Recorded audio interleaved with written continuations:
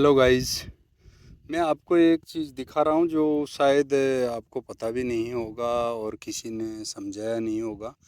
ये चादस नाम का जो एक वनस्पति है, जो हमारे इलाके के अंदर, ये टोंक डिस्ट्रिक्ट में जो ग्राम सतवाड़ा और चारनेट के बीच वाली जो माड़ वाली जगह है, मतलब उठी हुई के बदले में दबी हुई जगह जिसको बोलते हैं, काली मिट्टी होती है। किसी ज़माने में गहराई होगी, यहाँ आके मिट्टी जम जम के ऐसा बना है।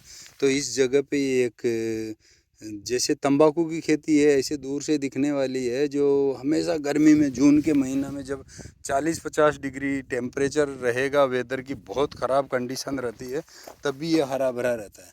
हरा भरा रहने का इसका कारण है, एक तो ये हवा की नमी से अपना पानी खींच लेती है और ये अपने आप को ज़िंदा रखती है।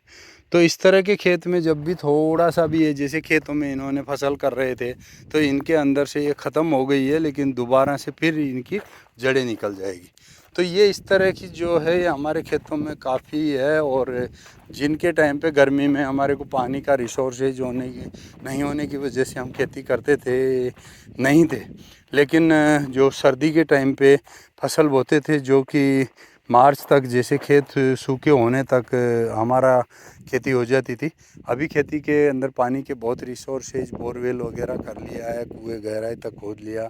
पहले कुआं खोदने के लिए उतना बजट नहीं होता था किसानों के टाइम पे, उस टाइम की बनाई हुई चीज़ें थी। तो ये जो चादस नाम की चीज़ें हैं, इनके बारे में आपको देख के बहुत अजीब लगेगा कि जब भी हमने कभी कुआं वगैरह खोदने के टाइम पे इसकी जो जड़ है ना, रूट है, ये हमने खोदा और देखा कि इनकी 20 से 25 30 फीट 40 फीट तक, जहाँ तक ज़मीन के अंदर पत्थर नहीं आता है ना, वहाँ तक जड़ें रहती है। और ज़मीन के अंदर तो ड्राई नहीं होता है, 10-12 फीट के बाद तो 100% मॉइस्चर होता है, तो वहाँ से अपना नमी लेती रहती है।